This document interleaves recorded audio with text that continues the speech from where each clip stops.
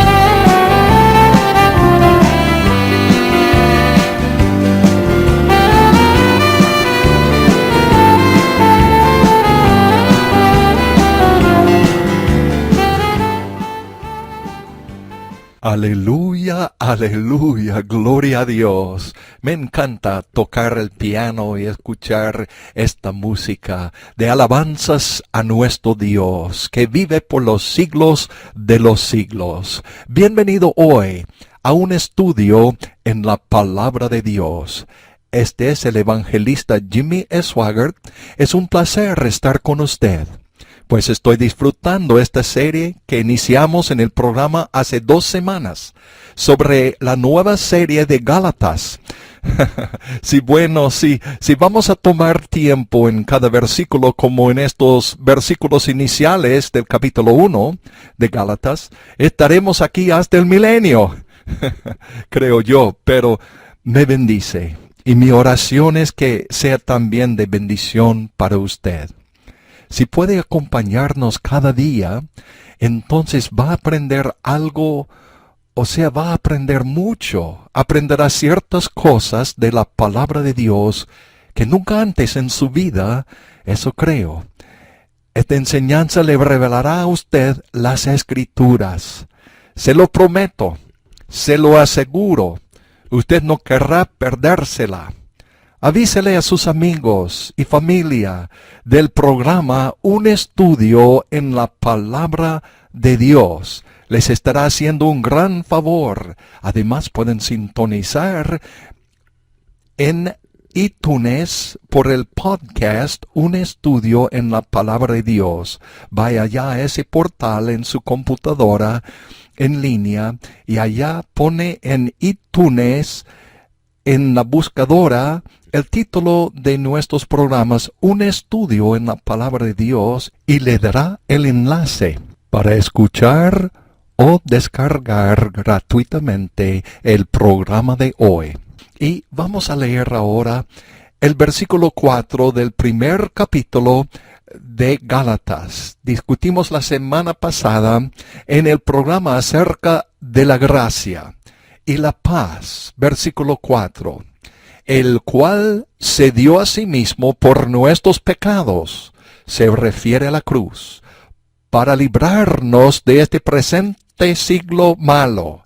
La cruz solo puede libertar al cautivo, conforme a la voluntad de Dios y Padre nuestro, el estándar del proceso entero de la redención, al cual sea la gloria por los siglos de los siglos, la gloria divina.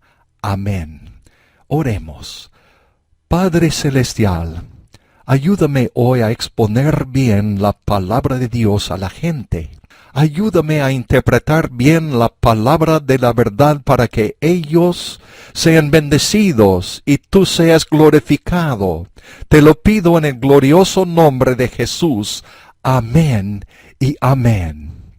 Pablo, luego de dar una breve salutación, lleva al creyente de inmediato a la cruz. Él no ofrece aquí ninguna explicación y no brinda realmente una amplia explicación en toda la epístola con referencia a la cruz, debido a que ya lo han hecho en las otras epístolas. Sin embargo, lo dice y espera que los Gálatas sepan de lo que se está refiriendo cuando dice, se dio a sí mismo.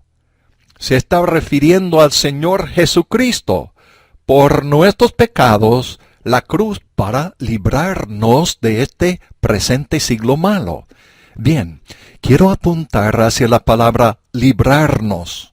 El Espíritu Santo, a través del gran apóstol, empleó este término para librarnos de este presente siglo malo. La palabra librarnos tiene la connotación de algo que está cautivo por una fuerza o un poder superior al del que está cautivo. Por lo tanto, para que esa persona sea librada del que la tiene prisionera o cautiva, el que le va a librar tiene que ser más fuerte, tener más poder que el que tiene cautiva a la persona. Jesús lo trató cuando se refirió al hombre fuerte, que prendía a la gente y los mantenía cautiva. Ese hombre fuerte es Satanás. Y Jesús dijo, uno más fuerte que Satanás tiene que entrar en la casa y saquear sus bienes. que así hizo Jesús. Se proporciona una gran verdad en esto. Incluso en la palabra librarnos, nos dice que el hombre no puede desenredarse de los poderes de las tinieblas. Escúchame, el hombre no puede salvarse, no puede librarse por sí mismo. Bueno, es difícil que el mundo no redimido lo crea. E incluso es difícil que el cristiano lo crea, ya que hoy en día más y más cristianos tratan de proyectar la idea de que lo que se precisa hacer, se puede hacer. No, no se puede. Poderosas son las potestades de las tinieblas, que si preste atención, es importante ahora. De ninguna manera usted y yo, o un ser humano, no importa quién sea usted, no importa lo que haga, no importa los estudios que tenga, no importa su intelectualismo, no importa su valentía, no importa su fuerza de voluntad, no importa quién sea, usted no puede librarse del dominio de las tinieblas de Satanás, que roba, mata y destruye. ¿Me explico? Se necesita alguien que sea más poderoso que Satanás. Y ese es Jesucristo. Voy a relacionarle algo. No lo tenía en mente y de ninguna manera lo tenía planeado, pero creo que lo haré hoy. Se lo he contado antes, pero es tan importante que pienso que debo relatarlo de vez en cuando y quiero hacerlo de nuevo hoy. Yo creo que encaja muy bien. Se trata de un sueño que me dio el Señor, creo que en 1953. Sí, 1953. Frances estaba encinta de Donnie, nuestro hijo. Nos habíamos casado en 1952. Donnie nació en 1954. Si mal no recuerdo. Ella estaba encinta de Donnie. Y estoy casi seguro del año. De todos modos, vivíamos en una pequeña casa móvil. Era un pequeño trailer. Es lo que se llamaba antes. 32 pies de largo, 8 pies de ancho, bien pequeñita. Y estábamos recién casados, de un par de meses. Jovencitos, y yo apenas empezaba a predicar el Evangelio, y Satanás había empezado a atacar mis emociones. No voy a involucrarme en eso, pero yo no podía, pues era un tormento. No voy a entrar en detalles, pero era un tormento. La noche en cuestión, el Señor me dio el sueño. Francis ya se había ido a acostar, yo seguía despierto. Había un sofá en la esquina de la pequeña casa móvil y la cama estaba en el otro extremo. Había una pared y puerta que separaba la cama. De todos modos, quise tratar de leer la Biblia. Había tratado de leer la Biblia, pero el poder de las tinieblas era tan fuerte. Y yo no sé mucho ahora, pero en ese entonces no sabía nada. Digo, no sabía absolutamente nada. Era joven. Y cuando digo que no sabía nada, me refiero a la palabra de Dios.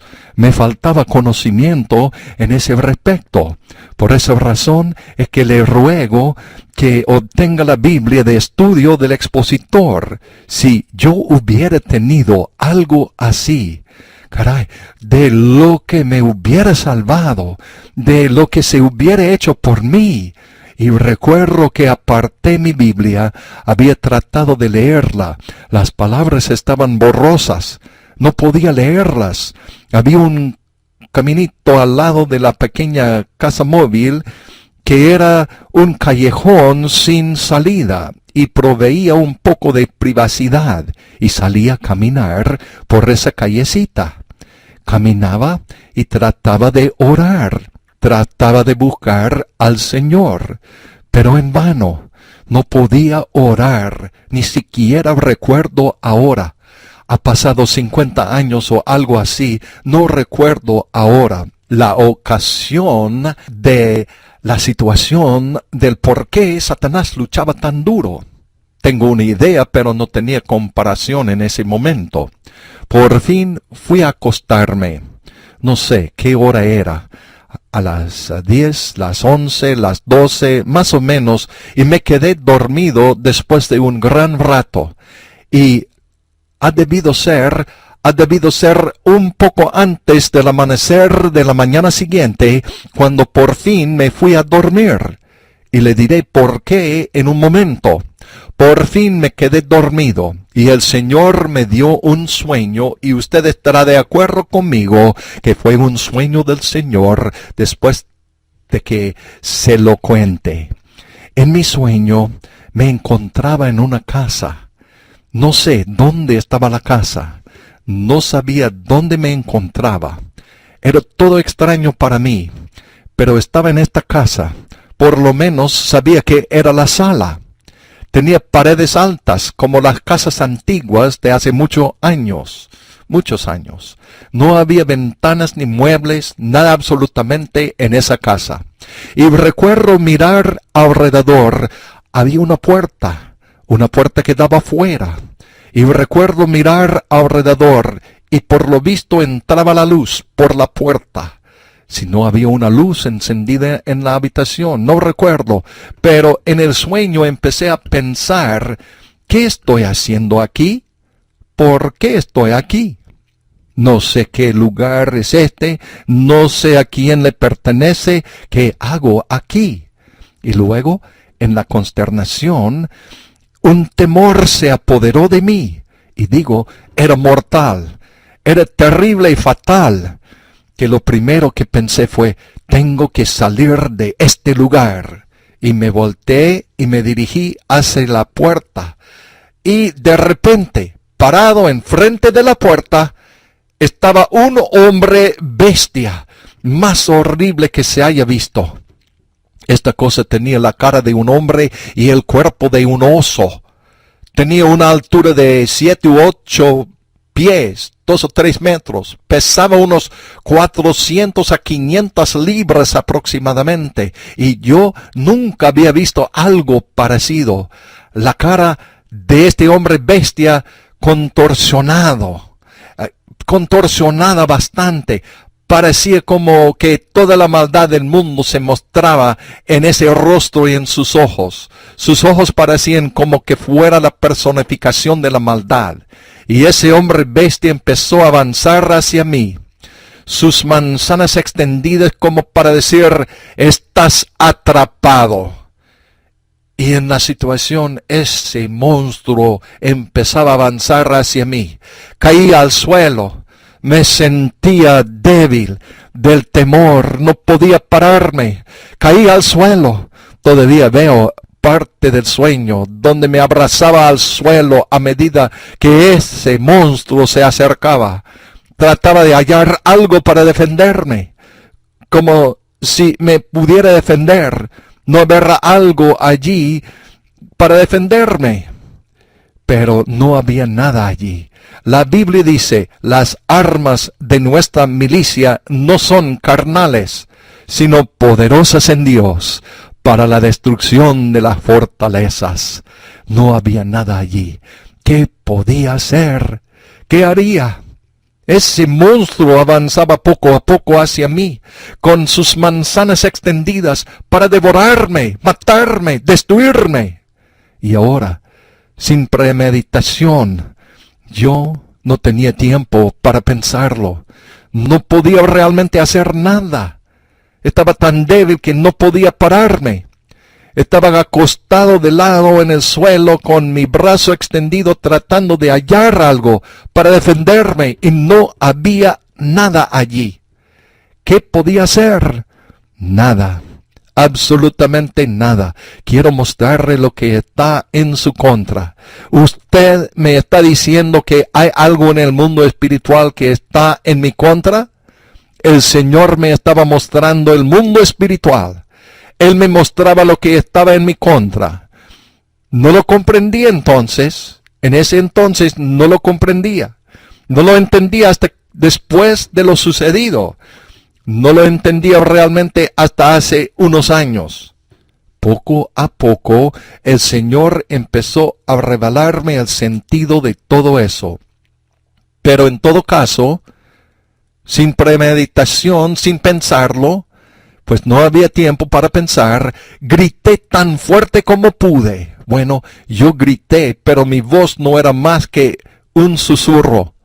En toda la fuerza que tenía, era toda la fuerza que yo tenía, solo un susurro. Pero lo dije, en el nombre de Jesús. Gloria a Dios, gloria a Dios, gloria a Dios. Le grité a voz en cuello, pero estaba tan débil, no salía nada, solo un susurro. En el nombre de Jesús. Pero a pesar de que estaba tan débil, a pesar de que no podía gritar ese nombre, que hubiera deseado hacerlo, la efectividad de ese nombre no dependía de mi propia fuerza personal. ¿Me escuchó? La efectividad de ese nombre no dependía de mí, de mi fuerza personal. Yo no tenía fuerza personal, estaba derribado en el suelo. En el momento que lo dije, aunque era solo un susurro, en el nombre de Jesús, ese monstruo chilló y yo me tambaleaba para verlo a medida que ejercía dominio sobre mí. Yo estaba en el suelo, pero se agarraba la cabeza, gritaba, chillaba ese monstruo. Recuerde usted lo que yo leí la semana pasada cuando justo después de la caída, donde Jesús le dijo a Satanás a través de la serpiente que vendría el que va a herir en la cabeza. La simiente de la mujer le herirá en la cabeza.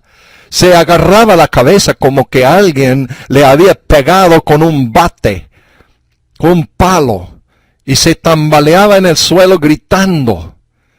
Yo no dije nada. El monstruo gritaba, chillaba de dolor, agarrando su cabeza. Yo comencé a adquirir fuerza y me levanté y dije por segunda vez, y esta vez mi voz había recobrado más fuerza, en el nombre de Jesús. Y cuando le dije por segunda vez, esa cosa, aún agarrado de la cabeza y gritando, se desplomó al suelo, cayó al suelo y estaba retorciéndose en el suelo. Cuando era niño, cogía un palo cuando veía una culebra y le pegaba en la cabeza y se retorcía en la tierra en agonía. Y ese monstruo, agarrado de la cabeza, continuaba gritando y retorciéndose en el suelo. Y ahora en el sueño, en lugar de ejercer dominio sobre mí, yo era el que lo dominaba. Y dije por tercera vez, en el nombre de Jesús. Y cuando lo dije por tercera vez, aunque no hice un gran esfuerzo, aunque no hice esfuerzo físico, mi voz sonaba como que estaba sujetado a amplificadores y retumbaba las paredes, en el nombre de Jesús. Y esta vez, cuando lo pronuncié la tercera vez, mirando al monstruo que estaba en el suelo, lo escuché. No pude ver nada, pero lo oí. Oí el sonido de un viento impetuoso que se da en Hechos capítulo 2. Vino del cielo un estruendo de un viento impetuoso y llenó toda la casa donde estaban reunidos. Yo lo oí. Damas y caballeros, se lo aseguro, lo escuché. Era como un rugido que se aproximaba. Como dije, yo no vi nada, pero lo oí. Y entró en la habitación del otro lado, no por la puerta, sino del otro lado. Y tumbó ese monstruo al suelo, lo tumbó. Y a pesar de que pesaba cientos de libras, como normal, lo tumbó y lo levantó como si fuera papel de seda. Y lo sopló a la puerta principal. Y yo corrí hacia la puerta y miré que fue arrastrado por el viento en la distancia. Se fue, se acabó, no más. por fin fueron quitados, gracias a Dios.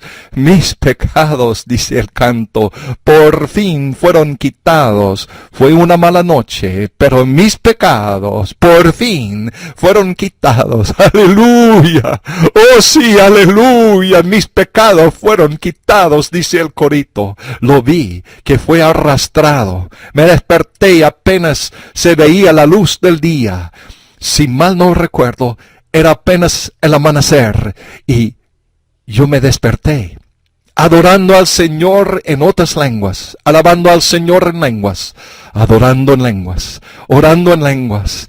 Y como dije, fueron muchos años antes que supiera lo que Él me estaba diciendo ese día en 1953, si de hecho fue ese año. Y Él me estaba diciendo que el enemigo iba a tratar de destruirme, y casi lo iba a lograr, pero aquel cuyo nombre es sobre todo nombre, el que pagó el precio por la redención del hombre, nos librará. Gloria a Dios. El que nos libró de ese presente siglo malo. El antiguo canto dice, como un ave presa una vez en la cárcel. No tenía libertad de mi dolor que sentía. Pero vino Jesús y me escuchó, y gloria a Dios, Él me libertó, y libre estoy del temor del mañana, libre estoy de la culpa de mi pasado. He cambiado mis cadenas, dice el corito, por un canto glorioso. Soy libre, alabado sea el Señor, libre al fin. Sí, libre estoy del temor del mañana, dice el corito. Libre estoy de la culpa de mi pasado. He cambiado mis cadenas por un canto glorioso. Soy libre, alabado sea el Señor. Libre al fin, dice el corito. Gloria a Dios. El gran apóstol escribió estas palabras. Dios mío, el cual se dio por nuestros pecados para librarnos de este presente siglo malo, conforme a la voluntad de Dios y Padre nuestro, el cual se dio por nuestros pecados para librarnos de este siglo malo. Oh, mi amigo oyente, mi hermano, mi hermana, quisiera orar ahora mismo. Vamos a orar juntos. Creo que hay alguien que me escucha, que se encuentra en necesidad. Los poderes de las tinieblas le están batiendo contra su pobre embarcación. Y parece que no hay esperanza, pero quisiera que me oiga. Dios te ama. Oh, sí, Dios te ama. Tiene sus manos extendidas hacia usted. Solo extiende la tuya hacia Él y clama a Él. Voy a orar por usted. Incline la frente, cierre los ojos si puede. Si está manejando, pase a un lado del camino y párase allá y vamos a orar. Padre Celestial, yo oro ahora mismo por esa persona que necesita ayuda. No puede librarse del embrollo, del cautiverio en que se encuentra ahora. Pero tú tienes el poder de librarle, y yo te pido, en el nombre de Jesús, Señor, que coloque su fe ahora mismo sin reserva en Cristo. Señora, Señor, mi amigo, mi amiga, en Cristo y lo que Él hizo en la cruz por nosotros. Yo creo. Quiero que usted lo diga conmigo ahora. Dígalo. Yo creo de que Jesús murió por mí. Sí, dígalo. Yo creo que Él se entregó por mí. Sí. Y la vida que Él me da, vida eterna, dígalo conmigo, lo recibo ahora. Lo recibo ahora y soy libre del temor del futuro. Dígalo. Libre ahora mismo de la culpa del pasado. Cambié mis cadenas por un canto glorioso. Libre para alabar al Señor.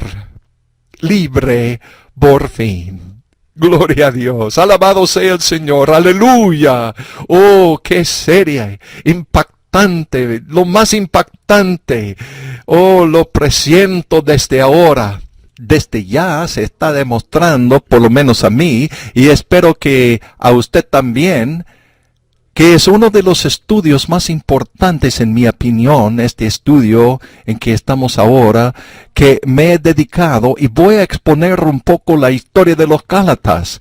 Mucho del material, desde luego, no todo, pero mucho del material que le voy a dar es vital para nuestra experiencia cristiana, absolutamente necesario. No es algo optativo. No es solamente algo curioso que se ha agregado, es absolutamente necesario. Es decir, si vamos a corresponder al precio que Jesús pagó en la cruz del Calvario, y la triste realidad es que la mayoría de los cristianos, y se ha oído decir miles de veces, a lo mejor exagero un poco, no están aprovechando sus privilegios espirituales. Y a sentarnos con la cabeza, pero no sabemos realmente cómo rectificar la situación. Bueno, mucho de esta enseñanza no lo va a encontrar en ninguna parte. Ojalá lo fuera. Quisiera que se enseñara en todas las emisoras de televisión, las estaciones de televisión, las emisoras de radio, en los púlpitos, pero por desgracia no es así. En pocas iglesias se enseña, pero no en muchas. Mucho menos por televisión, que yo sepa. Pero no es algo nuevo. No es algo que se diga fuera de este mundo. Es lo que Dios, a través del Espíritu Santo, le dio al apóstol Pablo. El significado del nuevo pacto. Es lo que significa en realidad el nuevo pacto. Bien, voy a leerle de Gálatas capítulo 1, otra vez, de la Biblia de estudio del expositor. Y recuerda, puede conseguir su ejemplar del Nuevo Testamento del expositor en el castellano por ir a nuestro portal de internet en www.jsm.org. Otra vez, www.jsm.org. Y voy a dar inicio ahora en el versículo 6 del primer capítulo de Gálatas. El gran apóstol escribió a los Gálatas y dijo: Estoy maravillado de que tan pronto habéis abandonado a aquel que os llamó. Lo leeré de nuevo. Estoy maravillado de que tan pronto habéis abandonado a aquel, el Espíritu Santo. Abandonado al Espíritu Santo, dice, que os llamó a la gracia de Cristo, hecho posible por la cruz, a otro evangelio, cualquier cosa que no tiene la cruz como su objeto de fe. Cuando Pablo empleó el término estoy maravillado, lo que quiso decir era estoy estupefacto. Lo que decía era, si alguien aparte del que me comunicó esta información me lo hubiera dicho, yo apenas lo hubiera creído. No lo entiendo. De nuevo, estoy estupefacto. Signifique lo que signifique. Bien. ¿Por qué haría tal declaración? Voy a darle un poco de antecedente. Pablo fue el fundador, o sus compañeros, de estas iglesias en Galacia. Galacia está ubicado hoy en el Oriente Próximo. Si no me equivoco, en la ubicación geográfica del país de Turquía. Actualmente el país de Turquía es donde estaba ubicada Galacia en esa época. Al este y no al oeste. Pero, de nuevo, si mal no recuerdo, de todos modos, no tiene importancia. En referencia a cuántas iglesias habían exactamente y en qué sitio estaban, no se nos dice. No hay información con respecto a cómo Pablo comenzó estas iglesias, cómo se fundaron, cómo el Espíritu Santo lo guió a esta región. No se sabe. Lo que sí se sabe es que los Gálatas eran lo que se llama la clase trabajadora. Desde luego, habían intelectuales entre ellos, pero en su mayor parte eran de la clase trabajadora. Eran, en cierto modo, ásperos, ellos vivían a fondo, pecaban a fondo, morían a fondo, eran adoradores de ídolos de toda clase, y eran totalmente devotos a la veneración de estos ídolos. Sin embargo, no entraré en detalles solamente de que eran devotos de los ídolos, y Pablo, guiado por el Espíritu Santo, fue a estas regiones y fundó iglesias. Como dije, ¿cuántas iglesias le ayudó el Señor a fundar y construir? No se sabe. A lo mejor fueron 2, o tal vez 5, tal vez 10, tal vez 6, no importa.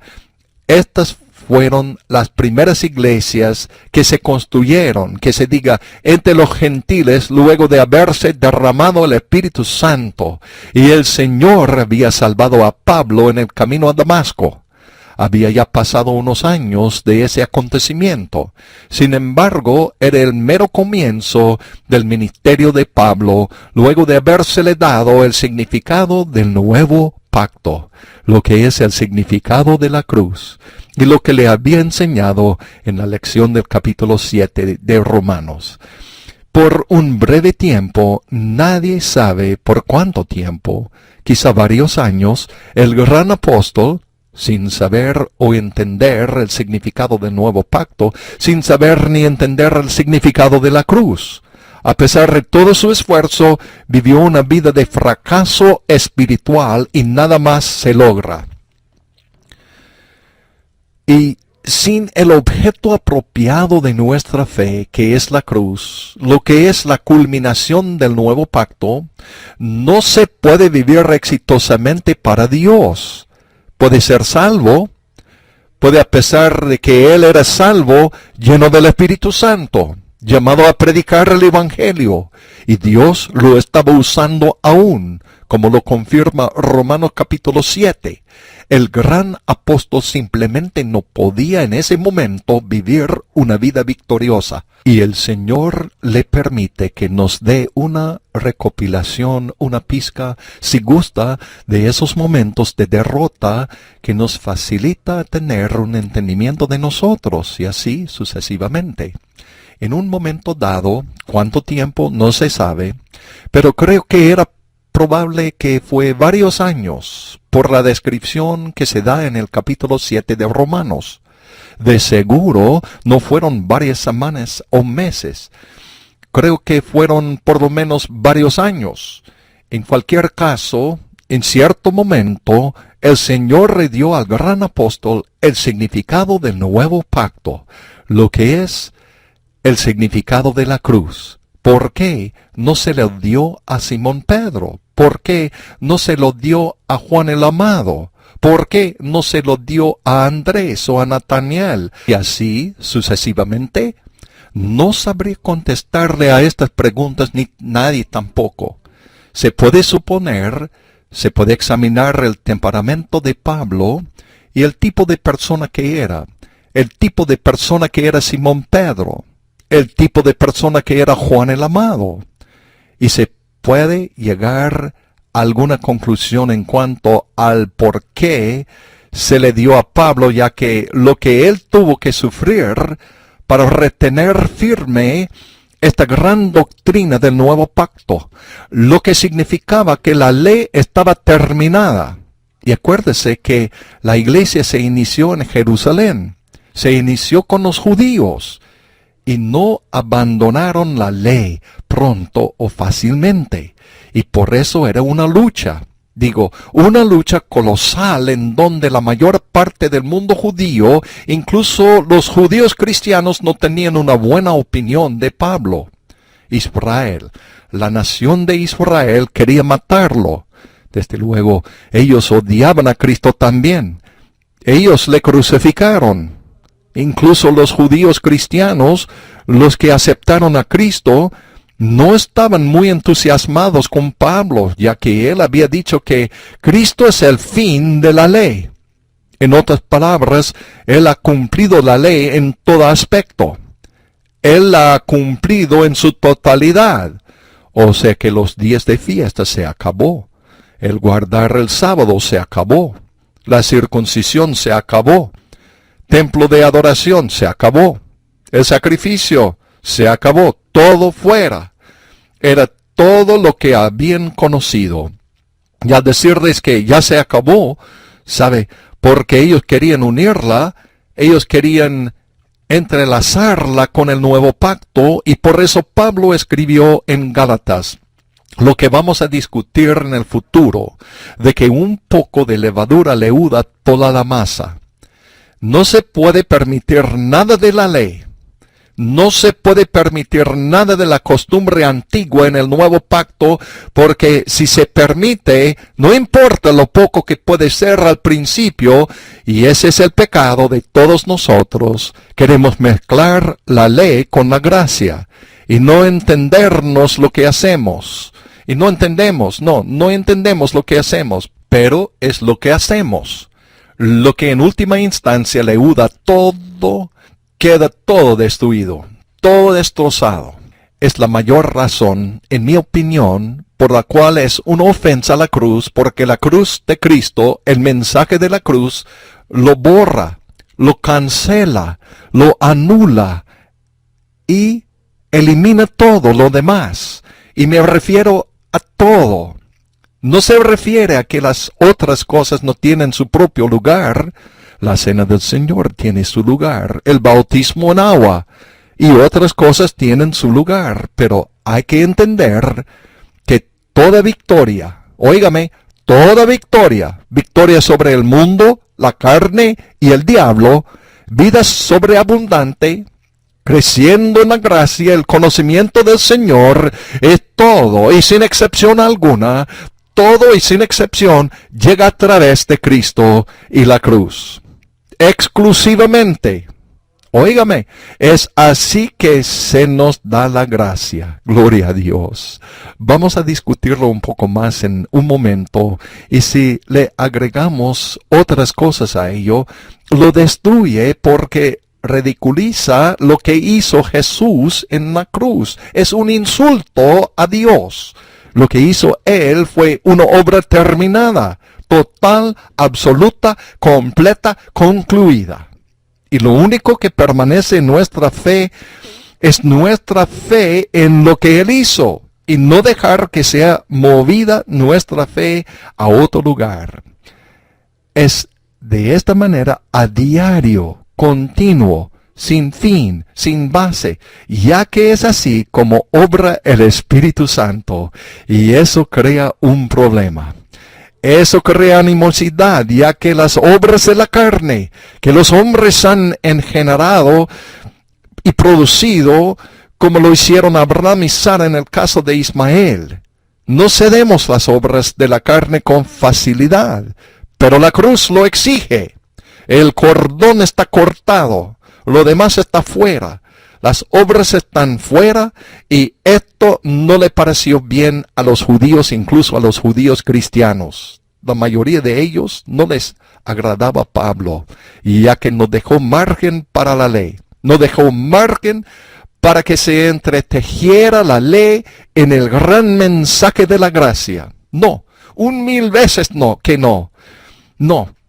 Era estricto y dijo, si alguien les predicara otro evangelio contrario al que les hemos anunciado, sea anatema. Y era la primera. Préstame atención, prueba de la iglesia primitiva, pero no era la primera prueba, ya que esta fue la primera prueba que aconteció justo después de la caída en el huerto de Edén. Ha sido siempre el problema, damas y caballeros, tratar de introducir nuestro modo en lugar de los modos de Dios, que son exclusivamente Jesucristo y Él crucificado, y eso únicamente. En 1997, cuando el Señor me dio la revelación de la cruz, me dijo, y recuerdo las palabras exactas, la respuesta que buscas se encuentra en la cruz. La solución que buscas se encuentra en la cruz. Y luego dijo, la respuesta y la solución que buscas, lo que es la victoria sobre el mundo, la carne y el diablo, se encuentra solo en la cruz. Se encuentra solo en la cruz. Muy bien. Y fue luego que el Señor le dio esta palabra a Pablo. En realidad, Pablo guarda silencio de lo sucedido. Lo que nos dice, y lo veremos tarde o temprano en Gálatas 1 al 12, de que, o sea, capítulo 1, versículo 12, de que esta gran palabra no le fue dado por el hombre, sino dado directamente por Jesucristo. Y yo lo creo. Es nada más una opinión personal, de que le fue dado a Pablo cuando fue arrebatado al tercer cielo, 2 Corintios 12, versículo 2. Y él mismo dice que vio cosas tan secretas que nadie había visto antes. Yo creo que fue en ese entonces que se le dio esta palabra a Pablo, pero no tengo pruebas. Sé que Pablo fue arrebatado al cielo, pero él no dice exactamente lo que ocurrió, pero de todos modos fue luego que se le dio esta palabra a él. Lo que era era en efecto el efecto culminante de todo lo que Jesús era. No, permítame decirlo de otra forma. Lo que era el efecto culminante de todo lo que la ley había prometido, pero no podía cumplir. No podía cumplir la ley, nunca cumple. Era el cumplimiento en su totalidad de todas las promesas del Antiguo Testamento. Bien, él va a predicar este gran evangelio en la región conocida como Galacia. Ya había iglesias, y quiero que quede claro. Pensamos que una iglesia es un edificio con una cruz, o un campanario, o algo parecido, pero no era así en esa época. Roma no lo permitiría. Roma permitió y colocó el sistema judío de las sinagogas y el cristianismo todo en un solo paquete, por así decirlo. Roma permitía que las religiones locales se emprendieran a donde se extendía su imperio, pero pronto llegó el momento en que Roma se opuso al cristianismo bajo Nerón en su totalidad, y por eso era prohibido. Era contra la ley practicar el cristianismo, y miles dieron su vida durante ese tiempo, pero a lo que me refiero en Galacia era antes de esta persecución que acabo de mencionar. Y por eso Pablo se introdujo a estos gentiles y comenzó a predicar la cruz. Comenzó a predicar el nuevo pacto a ellos. Comenzó a predicarle de Jesús, lo que había hecho en la cruz. Acuérdese lo que dijo en su epístola de 1 Corintios. Él dijo: predicamos a Cristo crucificado, a los judíos ciertamente tropezadero, y a los gentiles locura. Sin embargo, predicamos a Cristo crucificado. Bueno, ¿cuántos vinieron a Cristo? No se sabe. Puede que haya sido cientos o tal vez miles, pero no importa cuántos fueron. Gracias a Dios por esto. No fue la primera, sino que fue una de las primeras incursiones en el mundo gentil. Fue algo monumental, colosal. Ahora el Señor llama a Pablo a otros campos de labor, a construir iglesias en otros sitios.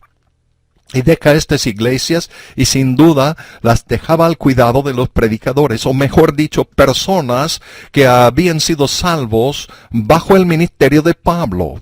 Entregado su corazón a Cristo, los gentiles que habían salido de la veneración de ídolos, el culto a los ídolos, y luego sacados del pecado e iniquidad.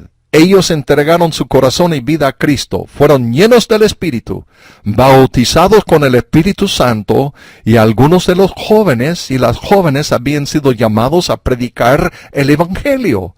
Y sin duda, las iglesias quedaron atendidas por estas personas determinadas, quienes quiera que fueran.